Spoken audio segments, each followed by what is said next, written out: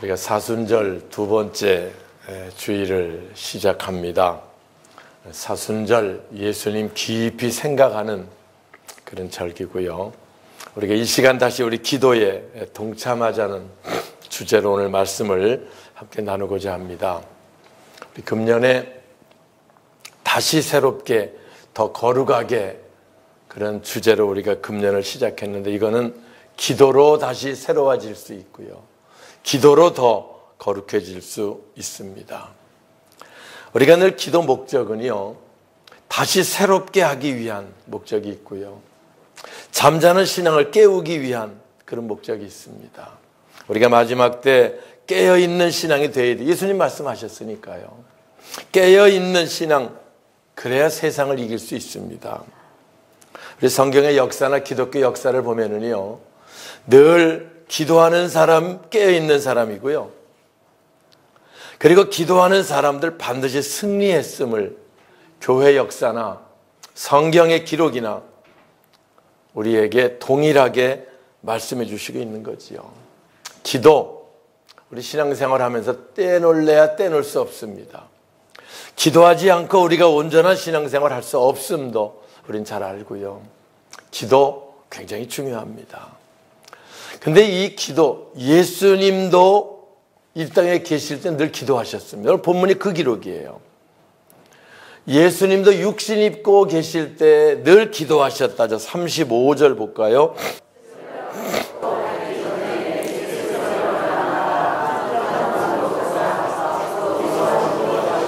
네, 새벽 아직도 밝기 전에 예수께서 일어나 한적한 곳으로 가서 거기서 기도하셨다. 우리 예수님 누구십니까? 하나님의 아들 하나님이십니다. 그분은 뭐 그 정도 되는데 기도 안 해도 그렇지 않아요. 복음서를 보면은요, 제자 선택할 때도 먼저 기도하시고 산기도하시고 산에서 내려오셔서 제자들을 선택하셨다, 이렇게 기록합니다. 우리가 아는 대로 십자가 지실 땐 말할 것도 없어요. 겟세마네 동산에서 땀방울이 핏방울 되도록 간절히 기도하셨다라고 성경 기록합니다. 성경 여러분, 예수님의 기도 사건들 많이 나옵니다. 귀신 쫓는 그 아들의 사건 나올 때도 변화산에서 기도하시고 내려오셔서 이루어진 사건이고요. 그래서 성경에 습관을 쫓아 감람산에서 기도하셨다, 이렇게 예수님 기도를 설명해요.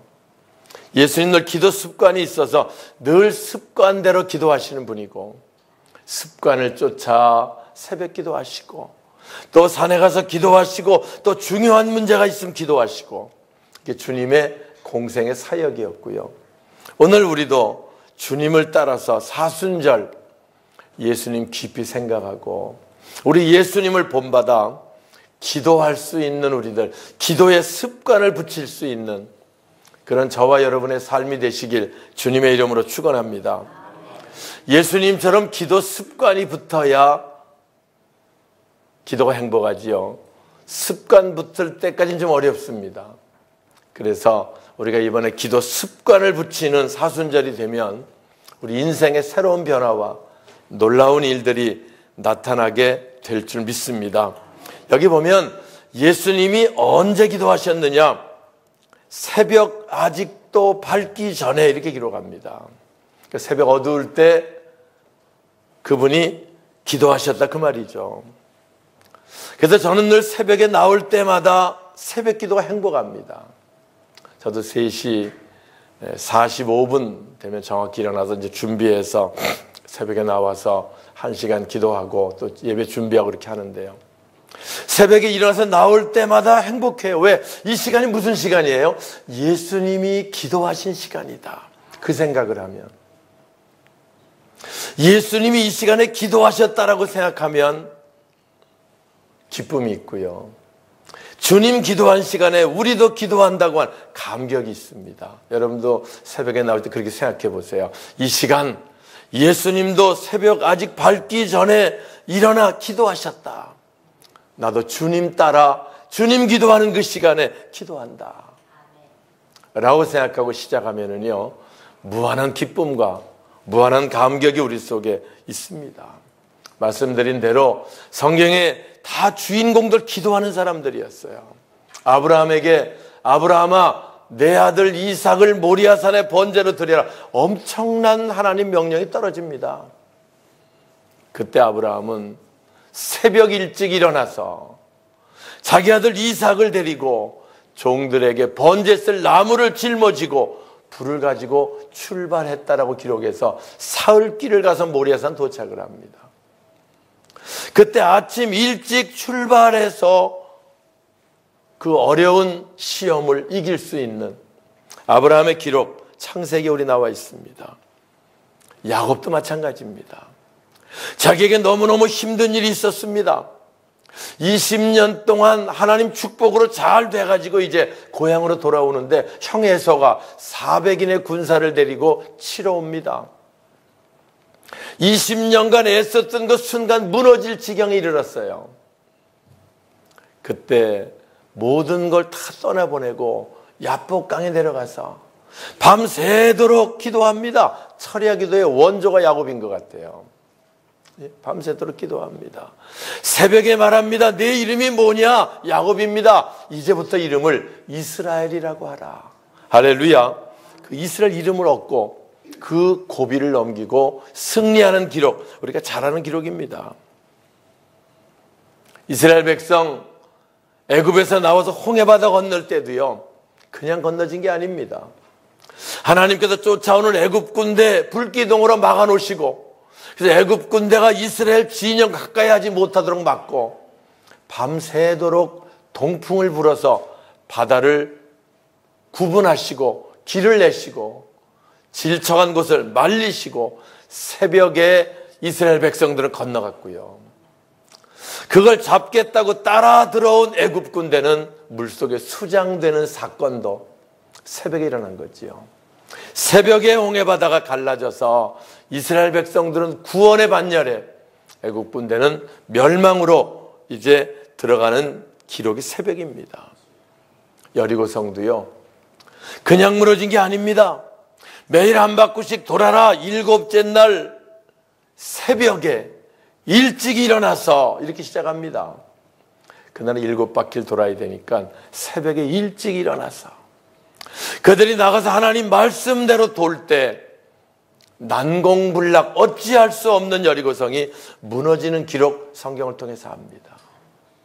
막달라 마리아, 여러분 아시는 대로 예수님 이제 무덤에 장사 지내고 너무너무 안타까운 마음으로 새벽에 올라가다가 부활하신 주님을 만나고요. 그래서 올해 충시 기독교연합회에서 부활절 새벽 예배를 드리려고 어제도 준비 기도회를 저희 교회에서 모였습니다. 새벽에 부활한 주님을 만나기 위한 여인들과 같은 모습으로 부활주일 새벽을 기다리고 준비하자. 그런 목적으로 우리가 기독교연합회가 시작을 했습니다. 물론 예수님 부활도 당연히 새벽에 이루어진 사건인 거 우리가 잘 알고요. 여러분, 새벽 시간은 이처럼 귀중한 시간입니다. 대역사의 시간입니다. 응답의 시간입니다. 축복의 시간입니다. 사순절에 새벽 기도를 회복할 수 있는 여러분 되시면 놀라운 이적들을 다시 새롭게 하심을 체험하게 될 줄 믿습니다. 여기 보니까 예수님 새벽 아직도 밝기 전에 한적한 곳으로 가서 거기서 기도하셨다라고 오늘 본문은 말씀합니다. 한적한 곳으로 가서 세상에 있는 모든 것 다 뒤로 하고 세상의 복잡한 것들 다 내려놓고 오직 하나님과 만나는 시간, 하나님과 만나는 장소, 그걸 찾아가셨다는 거지요. 여러분, 세상에 있는 거 다 내려놓고 하나님 만나기 한적한 곳이 어딜까요? 성전입니다. 성전에 나와서 우리가 늘 기도할 때 주님 만나고 주님 은혜를 입고 우리의 기도 제목 응답되고 하나님 역사도 보고 이런 일들이 나타나는 거예요. 그런데 마귀는요, 이거 방해하는 게 마귀의 일입니다. 그래서 기도하자 그러면 피곤해서 못한다 그럽니다. 그러나 피곤해서 못하면 좋은 일이 생겨야 되는데 가만히 보면 기도하다가 안 하면 더 어려운 일이 생기고 복잡한 일이 생기고 생각지 않은 사건이 터지고 힘들어하는 거예요. 마귀의 게임에 넘어가는 겁니다. 피곤해서 못해도 이기고 나오면 은혜를 입어서 지키고 보호함을 받는데 피곤해서 못하겠다고 하다가 쉬면 그때가 마귀가 덮치는 기회가 된다는 거지요. 새벽엔 무서워서 뭐 이런 사람도 있고요. 애들이 잠 또 밥 해줘야 되기 때문에 안 되고 먼 사람도 시계가 안 울려서 못 나오고 하여튼 별의별 핑계들이 다 있는데요. 하나입니다. 마귀가 기도하지 못하게 하는 거예요. 온갖 이유를 붙여서 못하게 합니다. 그걸 이기고 나와야 동참할 수 있고요. 사순절에 은혜가 우리들 속에 임하게 될 줄 믿습니다. 이번 사순절 기도로 동참할 수 있는 우리 모두가 되시길 주님의 이름으로 축원합니다. 38절 보겠습니다.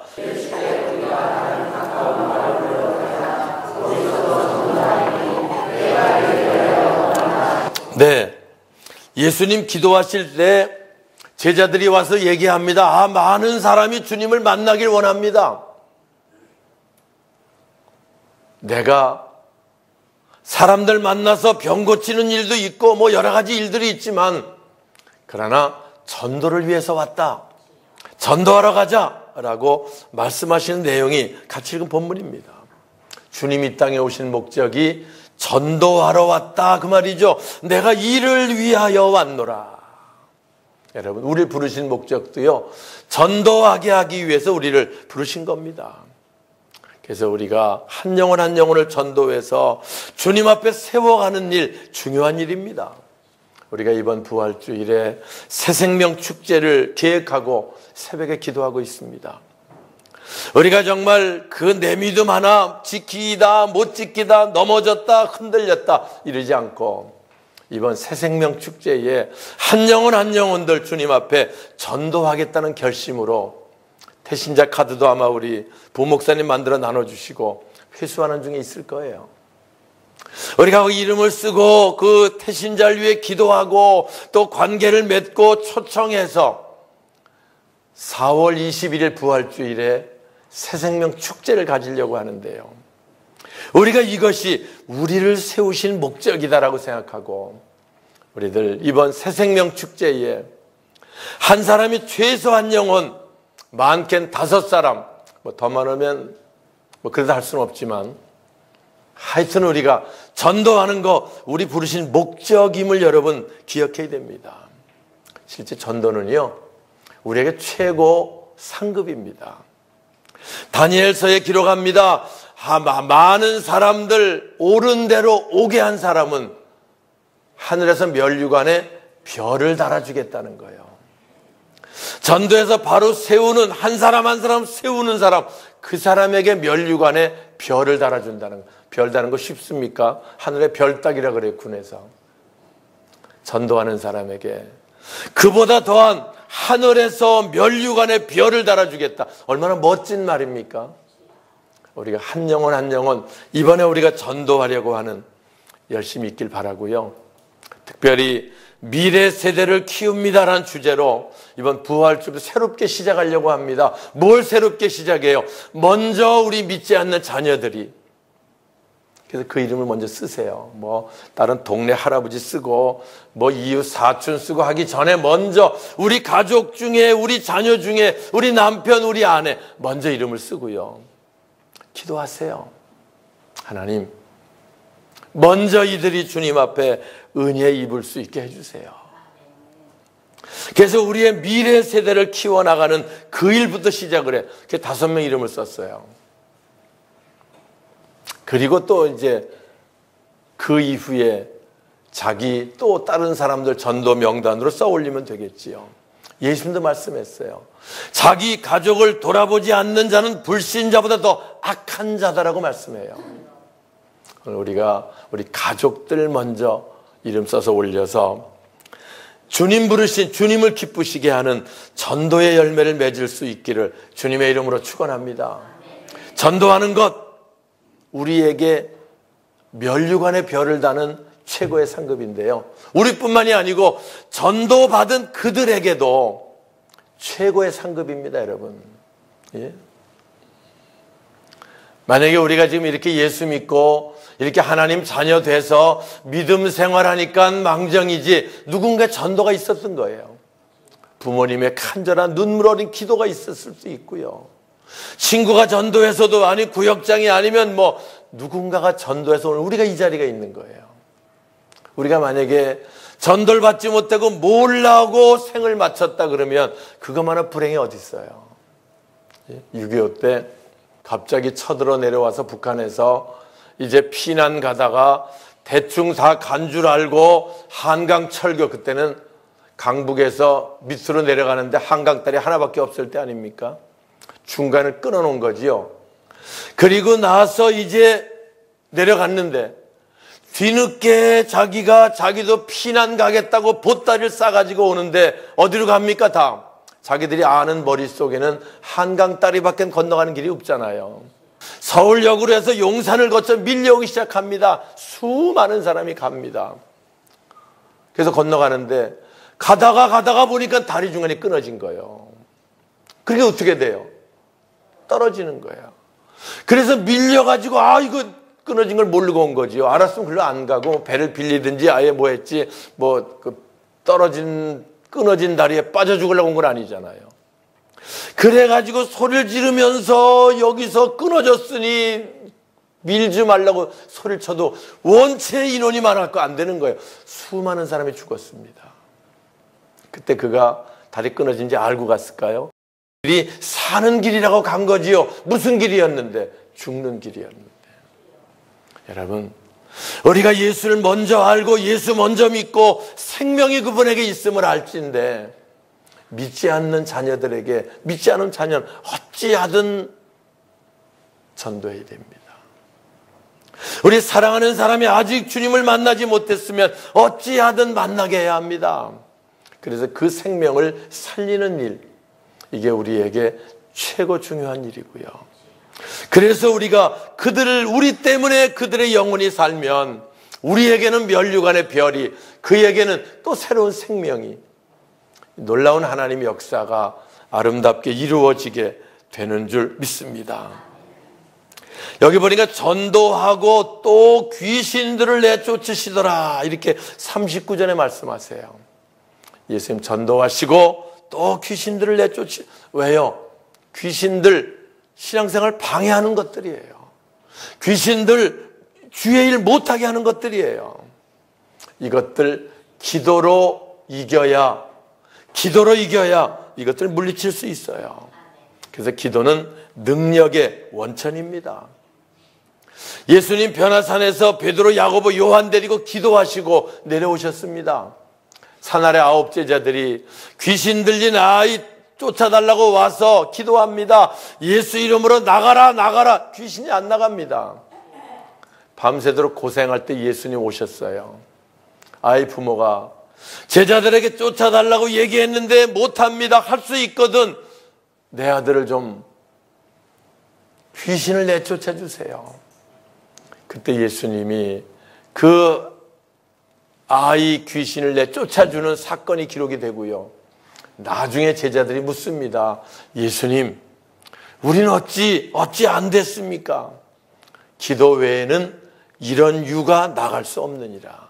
능력은요, 기도에서 나오는 거예요. 능력은 기도하는 사람들을 통해 나타나는 겁니다. 능력은 기도하고 전도하는 사람들을 통해서 하나님 역사하심이 나타나게 되는 줄 믿습니다. 그래서 3장 마가복음 15장에 12 제자에게도 귀신 내쫓는 권능을 주셨다, 그렇게 기록합니다. 어제 제가 중시기독교연합회 부활주일 준비 기도회, 우리 교회에서 모여서 기도회 하면서 제가 말씀을 전할 때 이 말씀 전했어요. 우리가 주의 사역을 감당하려면 권능이 있어야 돼요. 권능이. 이 권능은 기도가 능력의 원천이고요. 그리고 성령으로 충만할 때 권능이 나타납니다. 그리고 권능은 전도하려고 할 때 나타나는 거예요. 예수님 전도하시고 또 귀신들을 내쫓으시더라. 70인이 전도의 사명을 받고 나가 전도할 때 예수 이름으로 귀신들이 쫓겨나가는 걸 보고 와서 예수님 엄청난 일이 있었습니다. 우리가 전도할 때 방해하는 것들이 있을 때 예수 이름으로 명하니까 귀신들이 막 쫓겨나갔습니다. 그때 예수님 그 말씀하자면 당연한 것이다. 전도하려고 할 때 권능이 있으면 그런 역사가 나타나게 되는 거지요. 말씀을 마치겠습니다.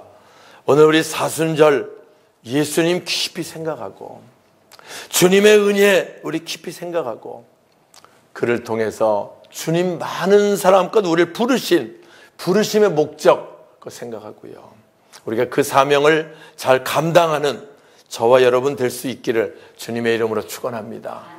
그래서 마지막 때 우리들을 통해 영원한 멸망 가운데 빠져가는 이들이 다시 주님 앞에 돌아오는 다시 새롭게 더 거룩하게 되는 하나님의 역사 속에 동참하는 우리 모두가 되시길 다시 한번 주의 이름으로 축원합니다.